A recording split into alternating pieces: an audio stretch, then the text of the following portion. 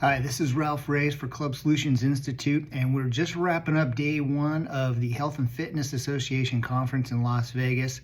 And I wanted to give you my quick overview of the day. Now, I didn't have a chance to digest all the notes, so this is just high-level first impressions of what I saw today. So the keynote was Shama Hyder from Zen Media. She gave us an overview of AI and how we can use that practically in our lives. And she had a real nice sort of interpretation of how we could think of AI as almost our personal assistant and being able to take away and substitute tasks that it could do for you rather than you spending a lot of time doing these administrative type tasks and teaching it to do these things for you. So I thought that was a nice way of thinking about it. She gave some real tangible examples around people, process, and personalization and how you could use AI in those three aspects of your life and in our business as well.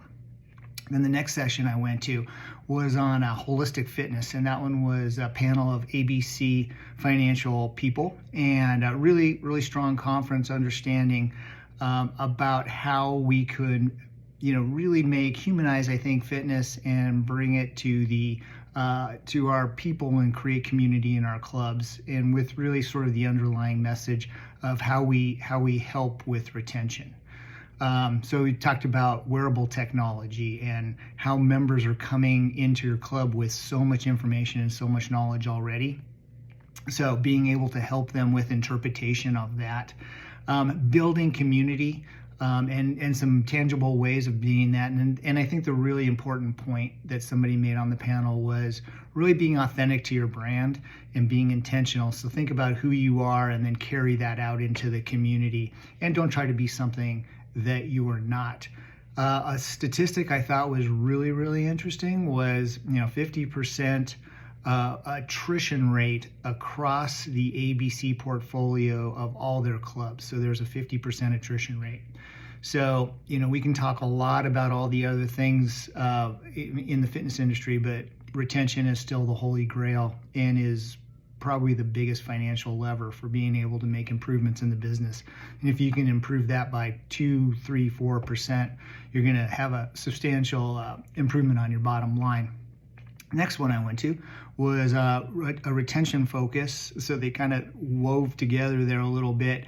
And that was hosted by Eddie and Rex Roundtable team. And the speaker was Dr. Paul Bradford, who we know as the retention guru.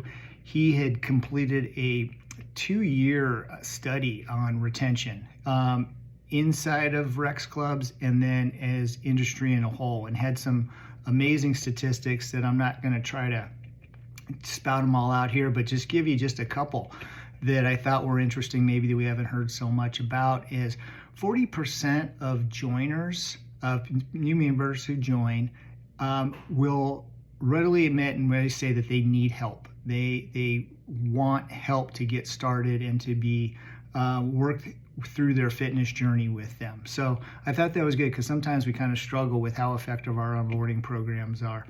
Another one was they measured retention rates against the different types of clubs: premium, HVLPs, midline, and there was really interesting no retention rate difference between HVLPs and premium clubs. And actually HVLP's retention rate, when we look at survivor rate over 12 months, was actually a little bit better than premium clubs, which was an eye-opener, and they pointed that out very well in the session.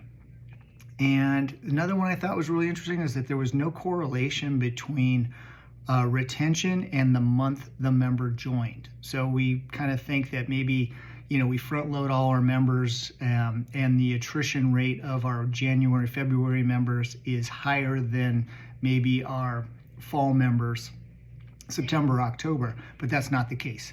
So they were able to present the data to dispute that. So I thought that was super interesting.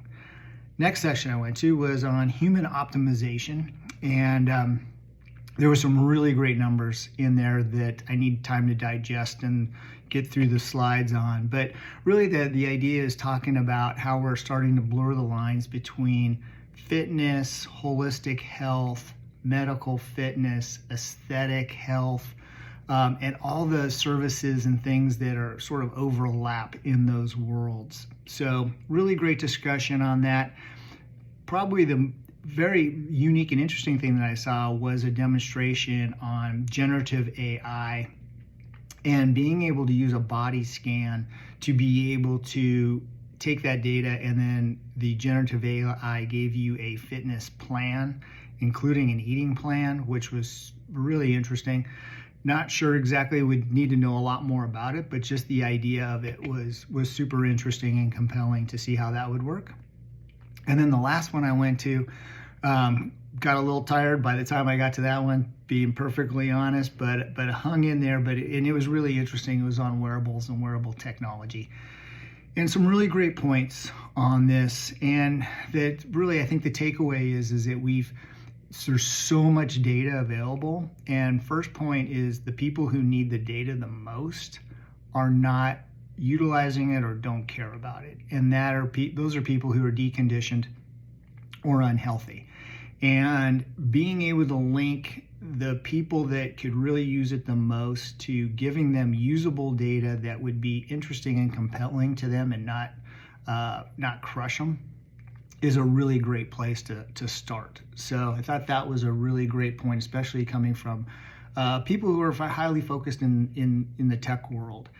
And kind of adding on to that is the idea of being able to aggregate data for people that makes it very compelling and summarizes a whole bunch of very technical stuff into some really easy sort of digestible bites for people, whether it's short little descriptors or somebody mentioned like your bio age, using that as sort of your indicator of a quick glance of taking all the data and being able to come up with a single number.